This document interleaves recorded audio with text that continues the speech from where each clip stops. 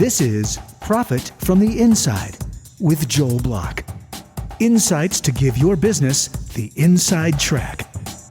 And now, here's your host, Joel Block. Why is it that professional services firms find it so complex and even perplexing to grow intentionally and sustainably? To answer that question, Angie Grissom. Angie, welcome to the show. Thanks, Joel. Thanks for having me. I'm excited. Hey, listen, this is cool. So you run a firm that works entirely with professional services firms, helping them grow, helping them get where they want to go. Professional services firms are different than other kinds of firms. They're not like manufacturers. They're not like other types of companies. First of all, what's the weirdness or what's the thing that's different about these professional services firms? That's a great question.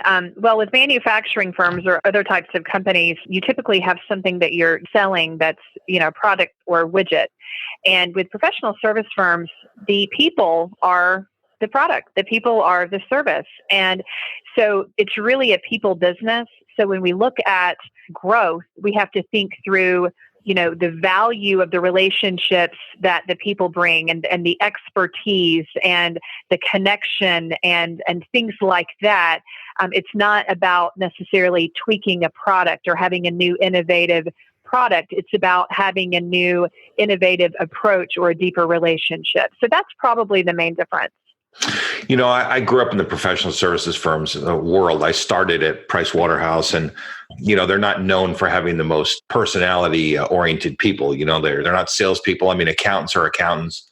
Does that make it extra hard to work with those kinds of firms? Are they open to learning this stuff? Or are they kind of set in their ways? What's your experience?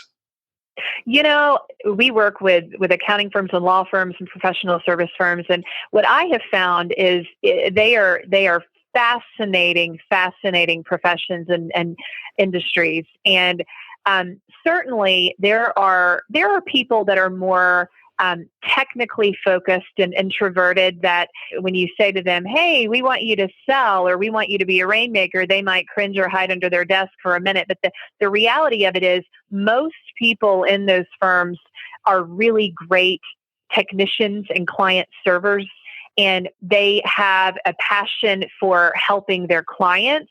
And so if you can tap into the passion for how they give back, how they help their clients, and really show them that client service and growth is all about helping. And we teach in Rainmaker, selling is helping. So I think the trick is, if you can tap into the personalities of the people and really tap into their why they're doing what they're doing, why did they get into what they're practicing, what are the results they've seen in their careers, then people really get excited and motivated about serving and growing. And that's what it's all about. So yes, it can be challenging for certain personalities, especially those that come out of school thinking, gosh, I went to school to be a lawyer or an accountant, not to sell, and then be told to do that. But I think when you sort of decode it for them and show them that selling and serving are helping and it can be exciting, then it's sort of a paradigm shift for them and they get on board. That's not only applicable to professional services people. There are a lot of people that just have a really negative connotation about selling. Their impression is that there's something really bad about it, that you're kind of forcing people to do what they don't want to do. But the truth is that, you're helping people to solve problems. Whatever the problem is, you're making some situation go away that they don't want to be in, or help them deal with something they don't want. My sense from, I still am a CPA. I haven't practiced in a long, long time. But my sense is that accountants could be some of the best sellers that there are because they're so rational. And also because they're good question askers. Professional people tend to ask really good questions. That's their business. And so that's kind of my experience, is that if they can get over the hump that you're talking about, which is not think that it's a bad thing, then they could probably be great at it. Absolutely. I have found that the interested introvert is more successful many times than the interested extrovert. And we've said that at Rainmaker for years and years, because it comes down to you being interested in what what your client is facing. And the clients of the professional service firms that we're working with are business owners and their CFOs and their controllers and their leaders in their own industries. And so if you can get really interested in their business and you can ask the right questions, and here's the kicker, and this is something we teach, not be limited only to the questions surrounding the service that you offer. So let's use taxes as an example. We want to teach a CPA that when they're meeting with a client to broaden the meeting beyond just the questions related to whatever they're offering, because they're sort of programmed to do that. Well, you can't build what we call a trusted advisor relationship with a client if you're not asking questions beyond a small area. So questions like, tell me, what are your personal goals? What are you working towards in the next 3 to 5 years? Tell me more about that. Or tell me about your business. How did you get in this? How did you get started? What's your favorite thing about it? What's your biggest challenge right now that you're facing? Tell me about your competition. Tell me about your team members. How are you developing them? How do you find them? And granted, not every question or challenge is something that we are going to be able to solve, obviously. But what it does is it opens up your exposure as an advisor, and it opens up the opportunity for you to be able to connect your client with a network of people that you have that are, lawyers and bankers and engineers and professionals. We all meet all of these people that are a great network. When you ask the right questions of your client, no matter what industry you're in, it allows you an opportunity to better help them and serve them and connect them with the right people, which ultimately helps you be a better advisor to them. It usually produces more work for you and for your firm, and it just changes the dynamic of the relationship. Do you think that the reason that maybe these accountants or these other professionals are not asking those kind of broader questions is because they're worried that they're going to have to answer the question that they ask, that they're expected to know the answer? Absolutely. No doubt. But they're not. I mean, in a certain way, they should just ask a question that they want to know the answer to, because maybe the client knows the answer. Like, how did you pick your people, or how did you decide what your goals were going to be? In a certain way, there's nothing wrong with learning from the other person, right? Absolutely. And a lot of times the answers lie within the person who's answering the question. But, my point is, if you ask questions about what's going on broadly and really sit down and relax and open up and just really start to understand the motivation behind the client, no matter what area you're working in, you are able to uncover opportunities to build the relationship, connect with them in different ways, and also find additional connections or opportunities. One example might be, if I'm asking somebody, what are your goals in 3 to 5 years? What would you like to see? And they said, well, Angie, I would like to expand operations so that we have, factories in 2 or 3 cities, or dealerships in 2 or 3 cities. And I might ask the question, well, what's stopping you? What's your biggest barrier in that? And the answer might be, well, we really don't have the cash flow to do it, or we really don't have the competitive intelligence or the market intelligence.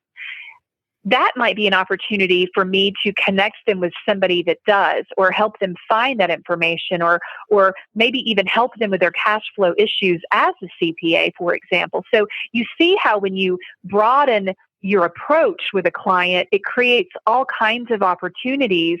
And that's what we're out there teaching. In the accounting profession right now, as I'm sure you're aware, there's a huge trend in moving from compliance to advisory. And people are saying, well, what the heck does that mean? What does that mean? I've been trained in a certain way, and how am I now supposed to be a consultant to my clients? Well, the way that you do is you ask broader questions. You uncover what the needs are. You look for ways to leverage the technology that we have to serve them in ways that maybe we needed to do manually years ago. So I really think business development, just at the core, comes down to understanding your current clients, understanding what their needs are, what their motivations are, and finding ways to add value in every interaction, whether it's a phone call or a shared article or just stopping by and having regular meetings to talk about strategy. You've got to take care of your clients and build a relationship and build rapport and add value to get more clients like them through referrals. And that's in any industry, honestly, but especially when you're dealing with the professional services industry, which is a people business. So I think you have to start there. One of the things that I've noticed, about accountants is that they have so much to bring to the table. And they're frequently they're just kind of nervous or afraid to kind of let it out, like ask some of the questions that you're asking. And part of the difficulty for them, and attorneys have this problem, HR people have the same problem, is that they do a lot of compliance, but they're also required to be very strategic. A client will come to them and ask for them to help them to figure out how to get from here to there, which is strategic. But then they also have to pick up the shovel and actually build the rhythm. And how do you help people balance being strategic against being tactical? Oh, that's the $1 million question. It's sort of left brain, right brain, right? It's difficult. And what I have found is I think that people in the accounting profession anyway are naturally or historically have naturally been more inclined to be more tactical because of the requirements. And you learn in school that in university that you have to check the box and you have to, do technical work a certain way.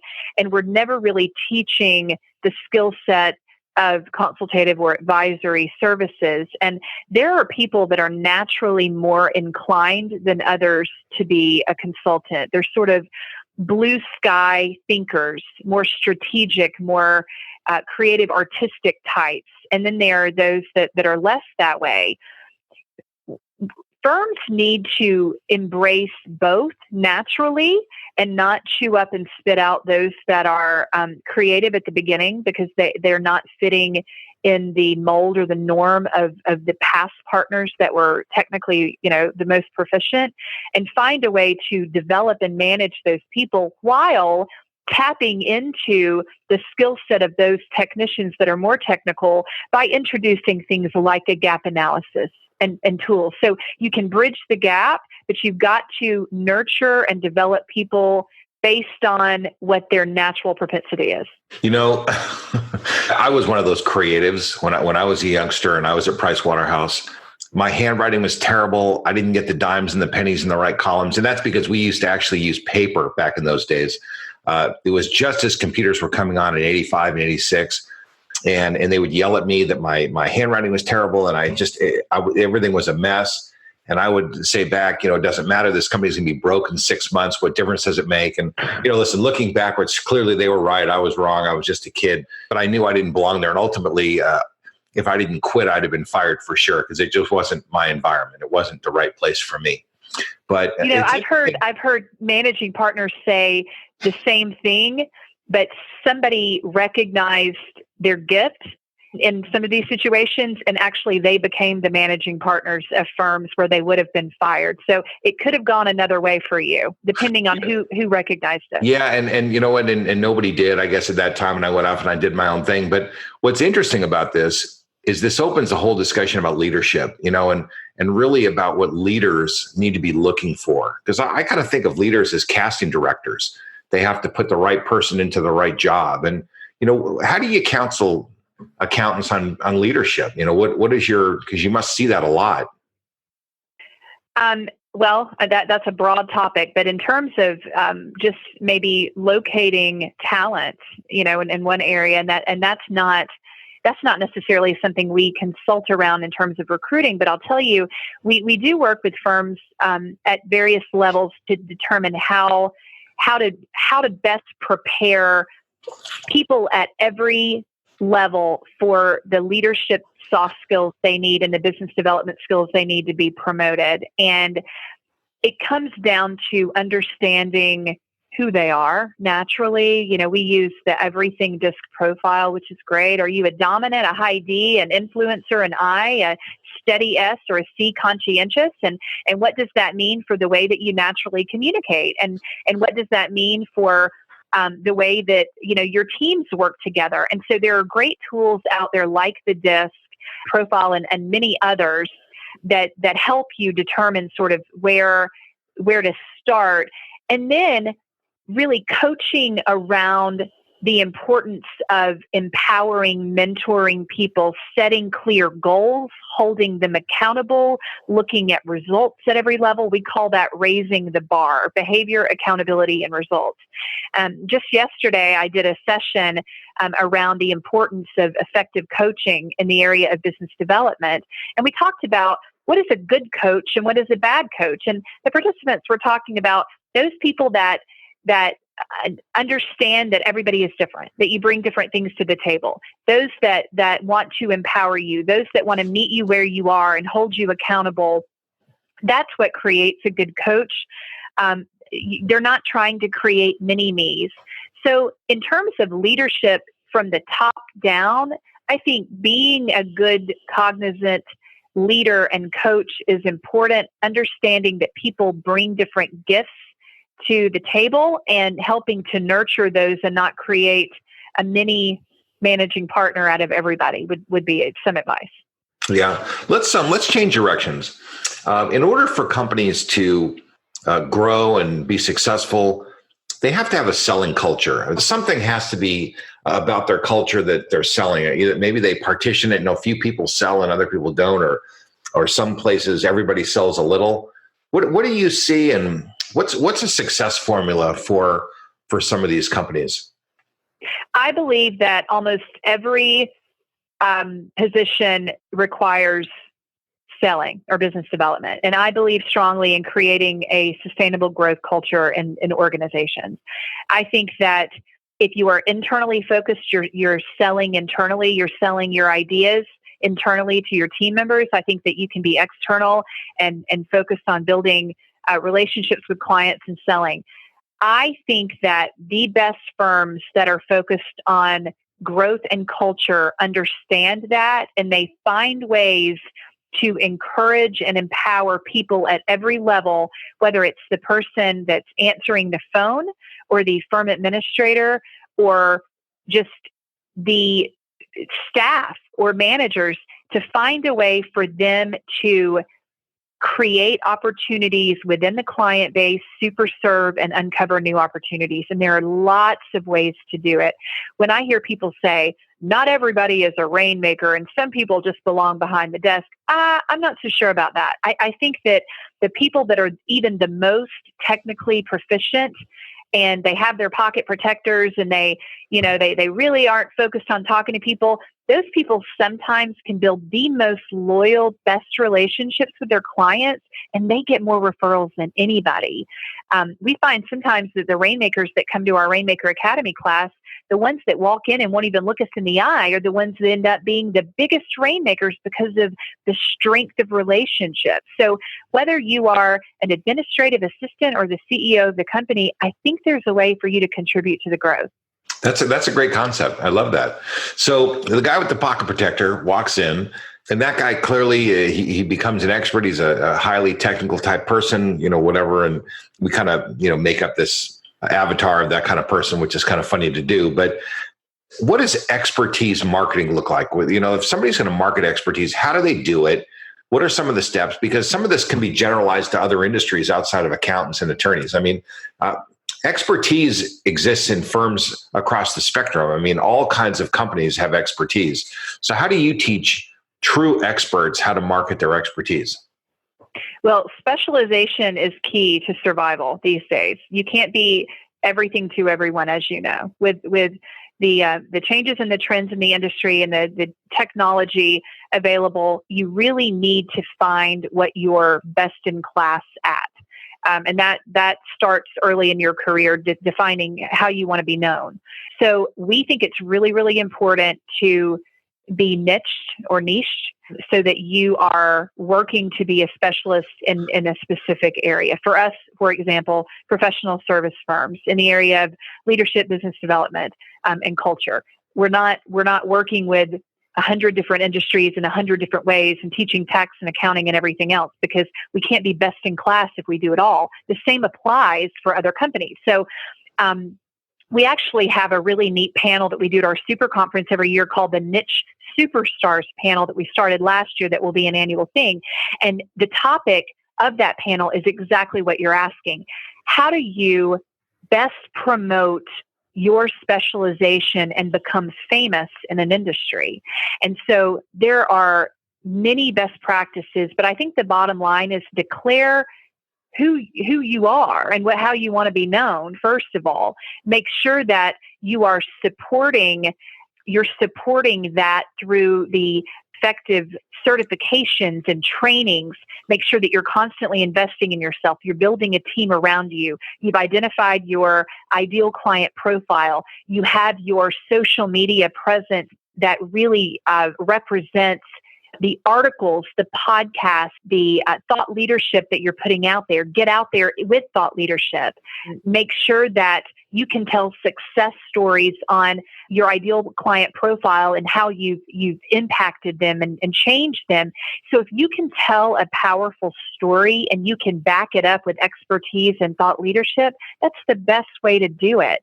And so that goes for somebody that's focused in one specific niche or area, or somebody that's marketing to high net worth individuals around planning, for example. So it's applicable, I think, across industries, but you've got to get really specific and targeted, and then you can be effective.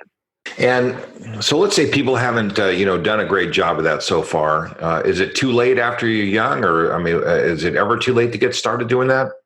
Absolutely not. Absolutely not. So where does somebody start? Because I heard you talk about social media. Partly you're talking about being technical. So one half is you have to acquire the expertise. The other half is you have to let the world know that you're an expert. So there's two halves to this equation, and you kind of have to be doing both at one time. Is there a formula that people should follow, or what happens? Yeah. So if I were coaching around that, for example, I would say you're already doing something. Let's figure out what it is. So let's do a segmentation project, for example, and let's look at, we'll use accounting again as an example. Let's look at the services that you're offering. Of the 100% of billable time that you have, what breakdown is tax, what breakdown is audit, what breakdown is consulting. And in that, what are the categories where you're spending your most of your time? What are the industries or niches? So we want to look at a full segmentation for how you are working, what your background is, what you're involved in, what you're passionate about, which is a huge thing, and determine where do you want to go? How can you focus more on this profitable segment? Say it's manufacturing, right? So you're really passionate about doing consulting services in manufacturing, for example. So how can we find more clients that look like your clients? How can we get you equipped through joining organizations? We have a manufacturing niche association, for example. There are many different kinds of organizations that you can join based on your specialization to be aligned with the right people, to get the expertise, to be able to contribute in thought leadership. So determine who you want to be or where you're starting, determine what your target client looks like, determine how to continue investing in yourself, and then create a profile and get the testimonials and the stories that you already have to support that. That's for somebody that's established. For somebody that's new in their career, it might be, let's talk about your passions. Are you passionate about food and wine? Well, maybe wine is a really great industry to look at. There's a great opportunity out there for niche. Maybe you could start a brewery niche within your firm. Things like that, we see it all the time, but it's never too late. What you don't want to be is everything to everybody, though. Sometimes firms put constraints on people, though. The firm does certain business and it's not going to let them go off and start a beer and wine kind of thing. So they kind of have to find their way inside of the environment that they're in, or else they have to change environments, right? Absolutely. The best firms I'm finding are ones that are open to exploring additional opportunities, because as the market is changing, there might be a sub-segment of an established industry niche that is unexplored. If you can find those gaps in the segment, in the market, many times there's an opportunity for somebody to lead one of those segments, a young person. So the size doesn't really matter. Some smaller firms are very open to innovation and looking for gaps in the market because they're agile and they're small. Some large firms are open because they want the best people and they want to find ways to give people an opportunity to be very entrepreneurial. So it doesn't really depend on the size of the firm, but if you can make a case for maybe going after a segment and get the help and support to do it, I think it's certainly worth exploring. There's a whole other area I want to kind of go into. This world of ours is under assault by artificial intelligence, new kinds of technologies. I know that there are firms that at 6:00 at night, when everybody goes home, they ship the files to India and other places, and then all the data entry and all the inputs done there. So when they come back in the morning, everything is ready. It just, a lot of the compliance work that accountants have grown up on, a lot of the bread and butter, really low level stuff that they probably shouldn't be doing anyway, but they do, and they make their money on it, is going away. And so they have to kind of go to a higher level. What's going on there? How are you counseling companies to get away from compliance, move into higher level work? Because this has got to be a big conflict area for them. Absolutely. It can be terrifying, for sure. I think the important thing is to understand that technology is impacting every area of our life and has been, and it's moving very quickly, and it doesn't necessarily have to be a bad thing. I mean, I just think about the way that I interact with my bank day to day or week to week, and communicate with my kids, and how there are so many apps that keep me on track with things that I'm working on, and how that wasn't the case 7 years ago, and how I text with clients back and forth, and that's our primary communication a lot of times when we're on the road, and that wasn't the case 7 years ago. We have to look at it with an open mind and know that technology is impacting what we're doing personally and professionally. And I think that there's an opportunity to embrace it and not be fearful. We do need to be prepared, but it's not like we're going to wake up tomorrow and nobody's going to have a job or jobs are going to go away. I think it's a matter of being open-minded and know that technology has to be a part of how we serve clients. The way that we communicate with clients now via Zoom video calls, for example, is different than it was a few years ago. The way we communicate with each other, the gig economy, the Uberization of accounting, the way we hire, all of those things are making an impact. And so when it comes to serving clients and really elevating the level of service we have, I think it comes back to what we talked about at the beginning of our session today, getting to know the client and really understanding what the opportunities are. And maybe it's not a compilation by hand that you're doing. Maybe it's more of a strategic quarterly meeting around their goals so that you find ways to consult with them. And if you can't do it, you bring people in that can.